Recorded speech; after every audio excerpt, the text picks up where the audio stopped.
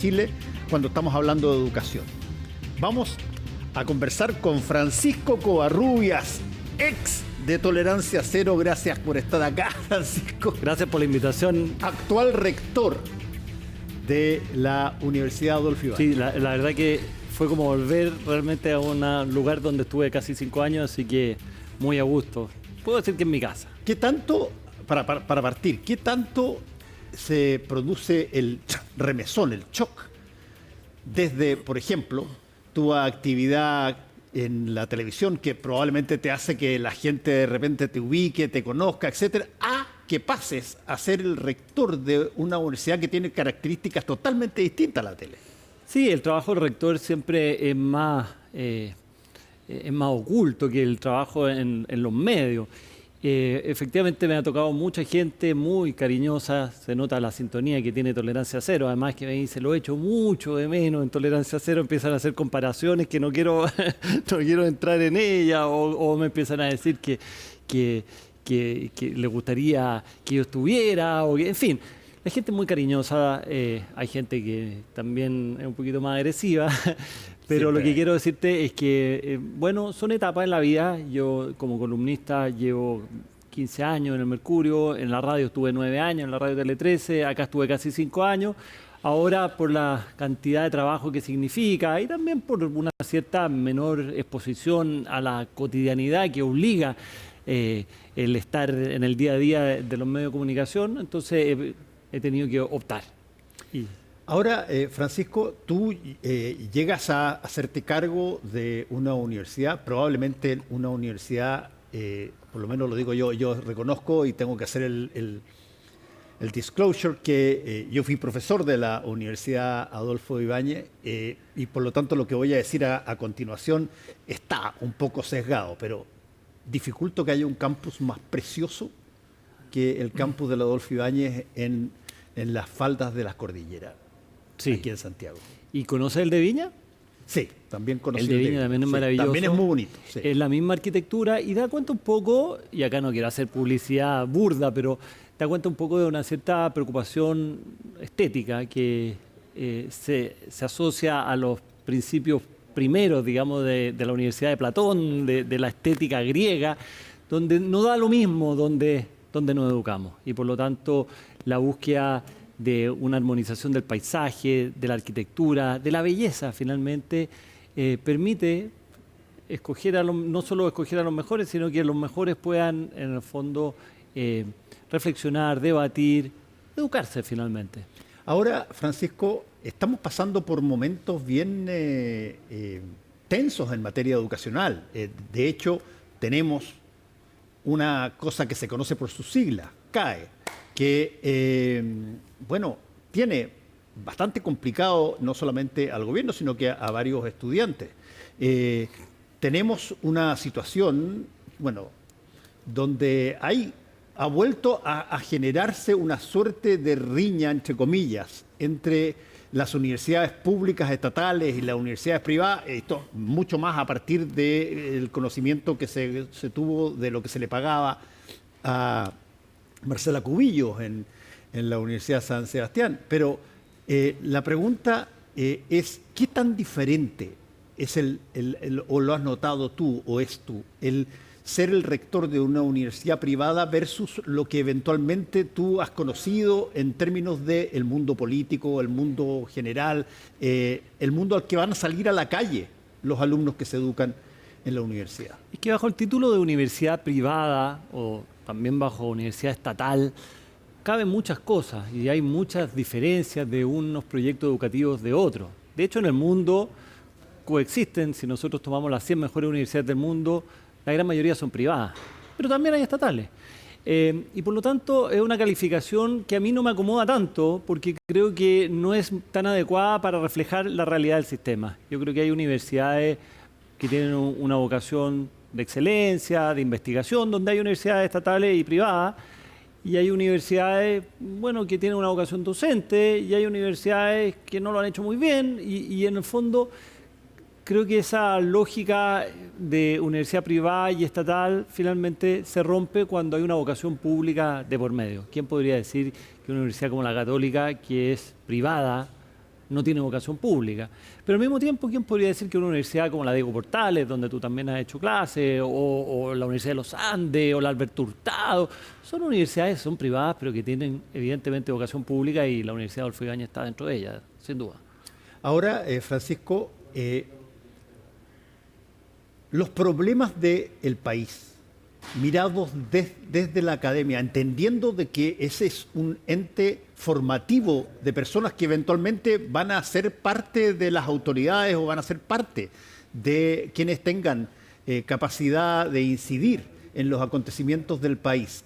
¿Qué tanto se asume esa lógica versus lo que básicamente en los colegios clásicos tú tienes pautas que te manda el Ministerio de Educación y tú generas una serie de clases respecto de aquello? En el caso de la universidad es todo bastante, qué sé yo, más abierto a que la propia universidad establezca cuáles son los cánones de cada carrera. Sin duda. Y yo creo que ahí hay dos cosas que hay que diferenciar y que me parecen súper importantes a propósito de tu pregunta. Lo primero es tener siempre en cuenta de por qué existimos como universidad. Y en esto yo siempre internamente recalco esa vieja aspiración de Platón, que funda la primera universidad hace 2500 años y que busca escoger a los mejores, hacerlos reflexionar, hacerlos debatir, formarlos y después lanzarlos de vuelta a la polis, porque a Platón no le gustaba cómo estaba la polis en esa época, digamos, porque los políticos eran demagogos, puras cosas que hoy día no suenan. Nunca, jamás. No suenan súper. Hemos escuchado algo así. Súper actuales. Entonces, lo primero, ¿cuál es el objetivo de una universidad? Es finalmente mejorar la polis. Ese es el único objetivo por el cual tenemos que abogar, mejorar la polis, mejorar el país. Segundo tema, entonces, ¿cómo lo hacemos? Y ahí, claro, cada proyecto educativo tiene sus propias lógicas, sus propias distinciones, pero yo diría que hay a nivel mundial una cierta tendencia que enfrentar. Y esa tendencia que es la hiperespecialización que se ha ido generando en el mundo académico, que ha generado en algunos aspectos una cierta desconexión con la polis. ¿Te fijas? Porque hoy día hay una gran propensión del mundo académico por investigar, las investigaciones tienen métricas y eso en buena hora existen, revistas indexadas, etcétera.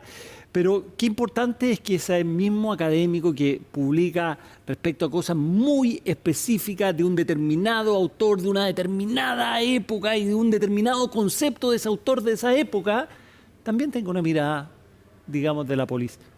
También tengo una mirada de cómo impacta lo que está haciendo en la generalidad de lo que ocurre en el país. Y yo creo que ese es un gran desafío que tenemos, que tienen las universidades en Chile y en el mundo, de cómo conecta eso.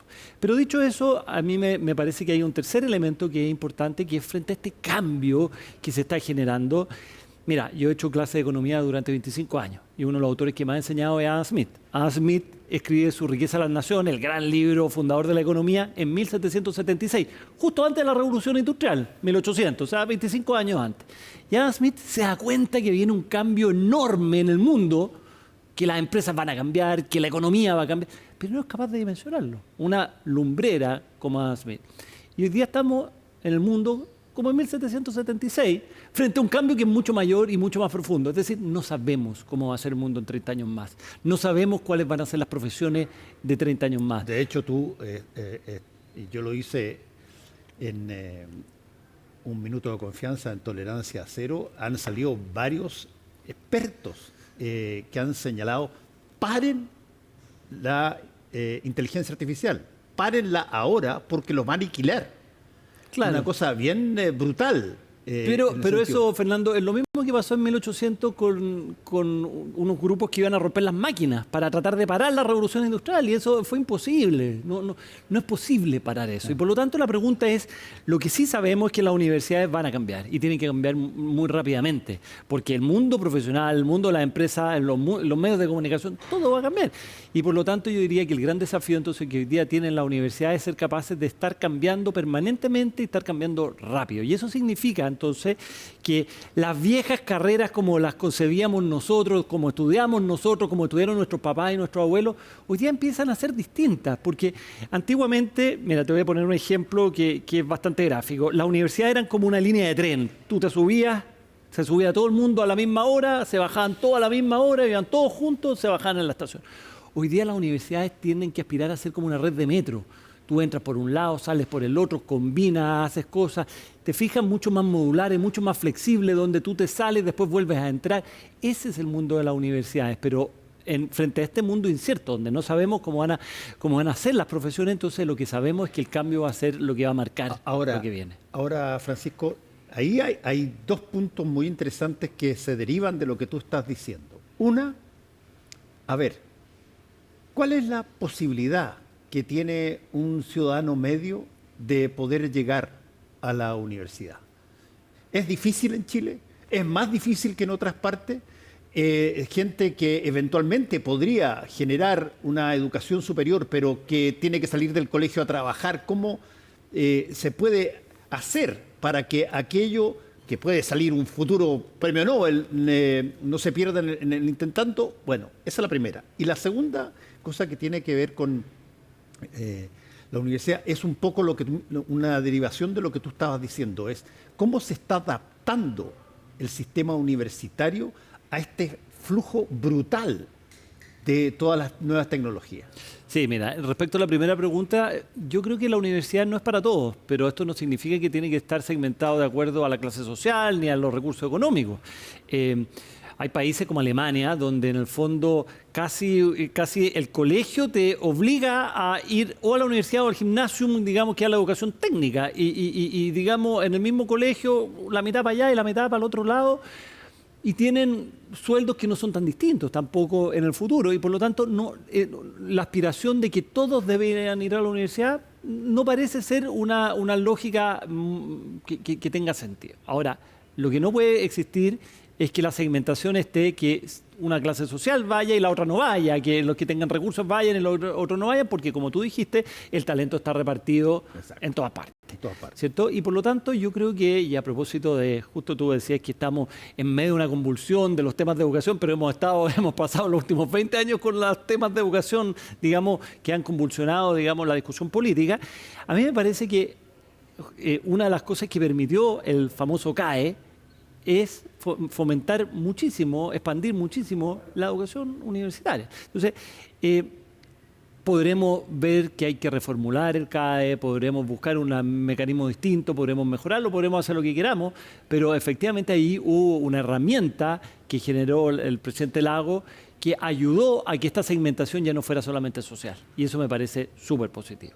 Respecto a las nuevas tecnologías, me parece que un elemento muy central, sobre todo para la educación como ha sido marcada en Latinoamérica, es muy profesionalizante, excesivamente profesionalizante, es que la educación general vuelve a tomar sentido. La educación, los liberal arts, las artes liberales, la educación en humanidades y ciencia, lo que no está específicamente para una cosa. Te digo, un ingeniero comercial, yo estudié ingeniería comercial como pregrado, no tiene tanto sentido que estudie como yo estudié contabilidad 1, contabilidad 2, contabilidad 3, contabilidad 4. No tiene tanto sentido, porque ya al momento de salir probablemente ya cambió las normas. O sea, la formación profesional debiera ser más corta y la educación general debiera coexistir con esa educación profesional. Porque la educación general te sirve para todo, porque finalmente podrán cambiar las profesiones. Pero si a ti te han enseñado a pensar, a debatir, a tener un pensamiento crítico, una plasticidad intelectual, un discernimiento ético, eso te va a servir para cualquier profesión. Entonces, el gran desafío en Latinoamérica es cómo pasar de esa educación súper profesionalizante, que no es el caso de Estados Unidos, no es el caso de Europa, no es el caso crecientemente de la Universidad Asiática, para tener una educación general que en el fondo te permita y te habilite para cualquier profesión. De hecho, Francisco, hay una discusión bastante grande, por ejemplo, en mi profesión, en periodismo, hay una discusión bastante grande si la profesión debiera ser un posgrado o no, que se debiera generar una entrada a determinadas carreras que te den un pool de conocimientos básicos humanos, humanistas y de entender y de ciencia y de entender cómo funcionan las cosas, y que después tú escojas la carrera definitiva sobre la base de un posgrado, más que entrar 5 años a tener que pagar 650 lucas mensuales. Claro, claro.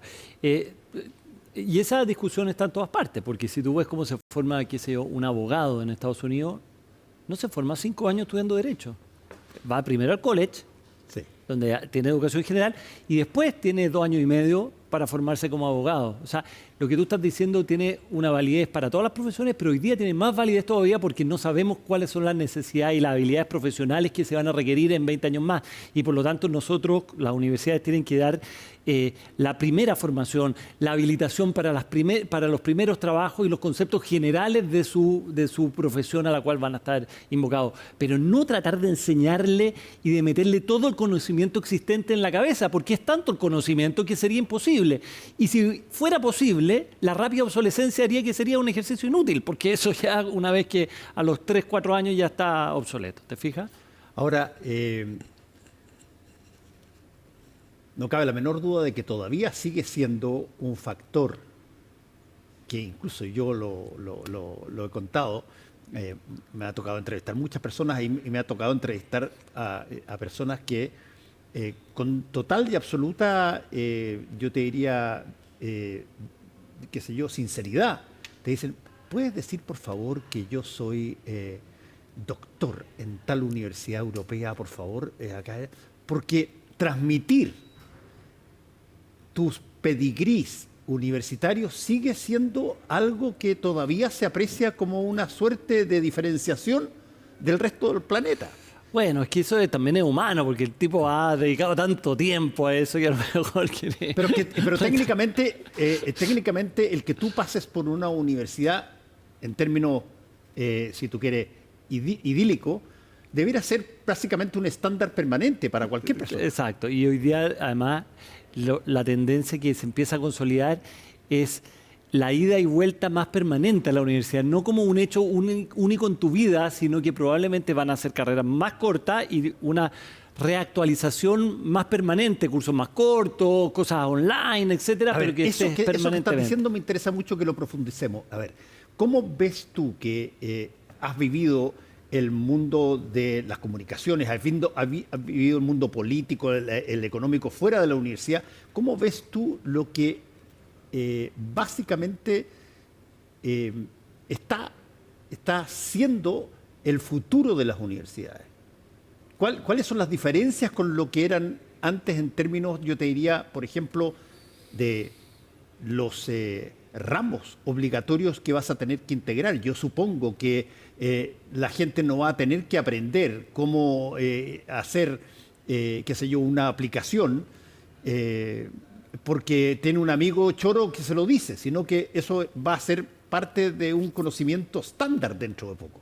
Sí, pero lo más importante es que haya posibilidades para que cada estudiante vaya forjando su propio camino y vaya generándose una educación mucho más modular, donde tú puedas empezar a combinar distintas cosas.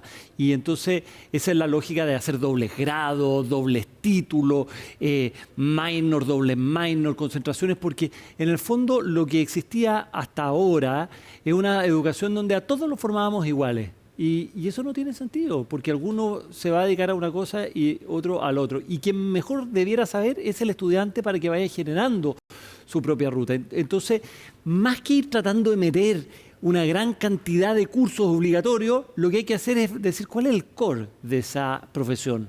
¿Qué es lo que realmente debiera saber? Y sobre eso montar, primero, una educación general y dos, una gran capacidad de flexibilidad para que la persona vaya combinando. Y entonces haya un abogado, pero que tiene conocimiento de economía y de literatura, porque él piensa que, ¿te fijas? Y eso es, cada persona pasa a ser un propio camino. La lógica antigua del tren, todos iguales, todos a la misma hora, todos nos subimos. Además, la universidad en el pasado, acuérdate que tenían como gran, no sé, como gran orgullo de ir echando gente del tren para abajo. Pues esa era una cosa. Entonces, el primer año echaban al 30%. Sí. Ese era como parte del prestigio de la universidad. Las primeras pruebas tenían que ser draconianas. Draconianas y echar para afuera. Todo eso cambia y entonces ahora la lógica como de facultades, de profesión empieza a difuminarse más y empiezan a generarse caminos más propios. A ver, ¿y cómo se convive, Francisco, en esa plataforma idílica que tú planteas? ¿Cómo se convive con criterios, por ejemplo, de los propietarios de las universidades, desde las confesiones religiosas, pasando a la situación para ser parte de esa universidad tienes que tener un determinado ingreso, porque si no, no lo puedes pagar.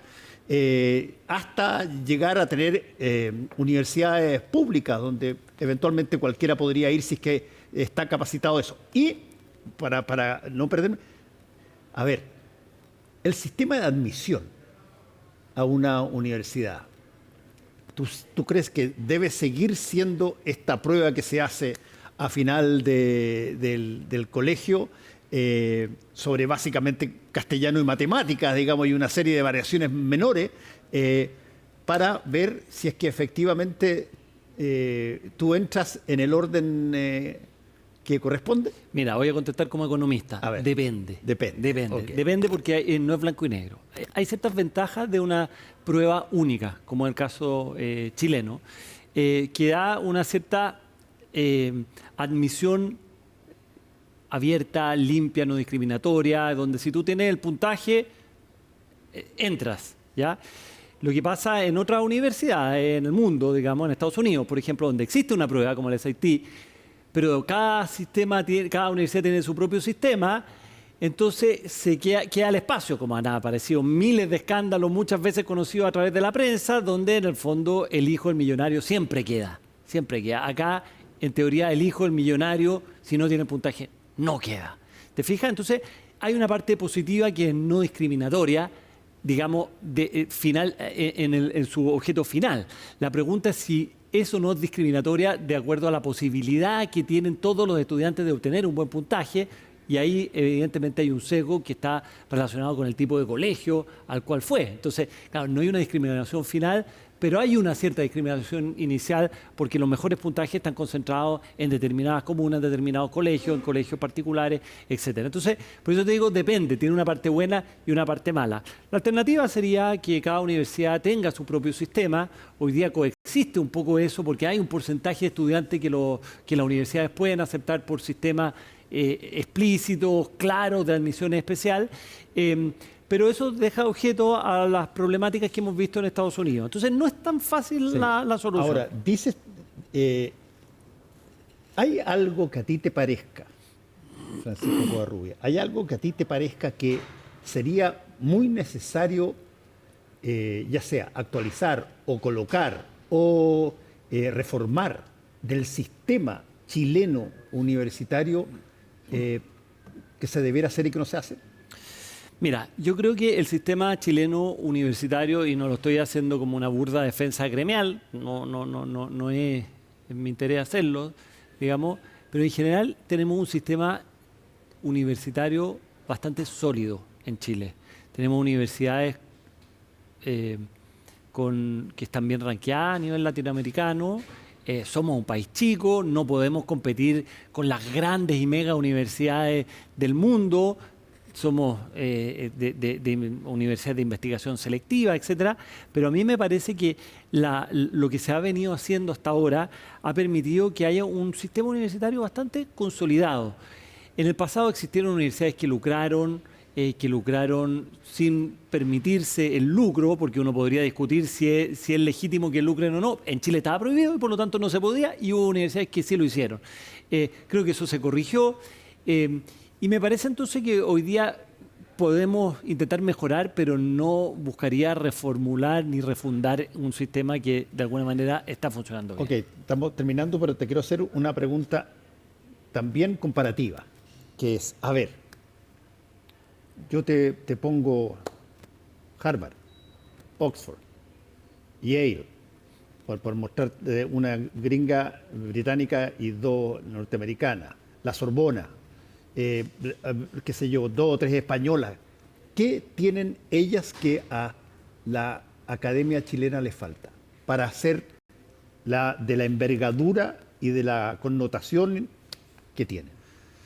Lo primero es que le faltan recursos en Chile. Si tú ves, hoy día salió el fin de semana las cantidades de donaciones que existen en Chile, no sé si lo viste en la Tercera Avenida, y es dramático. O sea, si tú ves la cantidad de donaciones que tienen las universidades norteamericanas, especialmente, donde todo exalumno, yo siempre le digo a los exalumnos, cuando se hagan millonarios, acuérdense de nosotros, porque nadie se acuerda, digamos.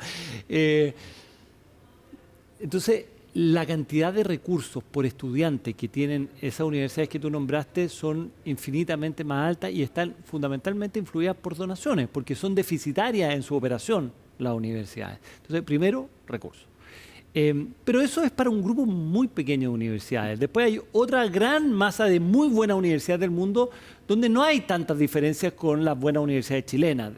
O sea, lo que te quiero decir que las que tú nombraste son el 0,001%, pero después hay un grupo del 10% superior donde ya son lógicas mucho y más ahora comparables. en el staff de profesores, por ejemplo, ¿hay variaciones? Por ejemplo, tú tienes países como Estados Unidos donde nadie puede hacer clase en una universidad si no tiene doctorado. Bueno, yo te diría que en Chile ya desde hace un buen tiempo tenemos lógicas de jerarquización, de contratación de académicos, etcétera, que van a la par con las prácticas mundiales y por lo tanto ya no ocurre lo que, claro, podría haber ocurrido hace algunas décadas, donde se contrataban los profesores así nomás, donde cualquiera podía ir a hacer clases. Hoy día, además, con la expansión de las becas Chile, que ocurrió hace, qué sé yo, 20 años, hoy día tenemos acceso a una gran cantidad de buenos profesionales con doctorado.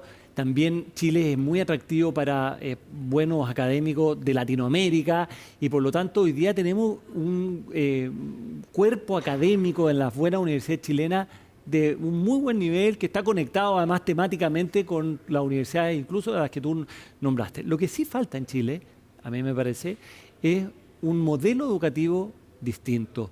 El modelo educativo latinoamericano es excesivamente profesionalizante y eso no conversa, no está a la par con lo que ocurre en el mundo. Necesitamos fortalecer la educación general. Lo digo claro porque la Universidad Adolfo Ibáñez tiene esa vocación en las artes liberales, en la formación general, pero creo que es una tendencia que necesariamente se va a acrecentar porque no es posible seguir educando periodistas, abogados, ingenieros solamente en su profesión.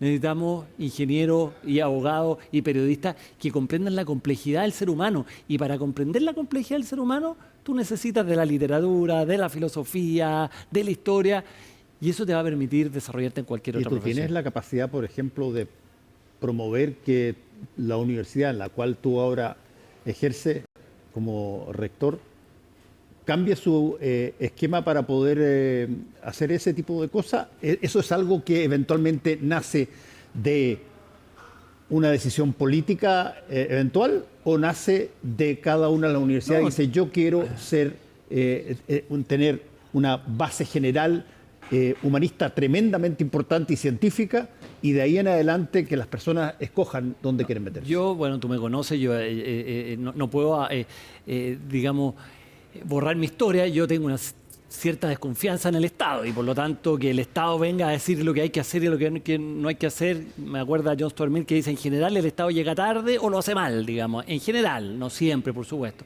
Por lo tanto, yo creo que esto debe partir de las propias universidades. Nosotros lo hicimos ya hace muchos años y hoy día estamos ayudando a muchas otras universidades, tanto en Chile como en Latinoamérica, a demostrar el modelo educativo, porque a nosotros nos ayudaron otras universidades, si esto es de una universidad a otra, a montar una sólida formación general que coexista con una educación profesional muy al hueso, muy moderna, muy habilitante para una primera entrada al mundo profesional y que después necesariamente... ¿Y en eso eres optimista o pesimista?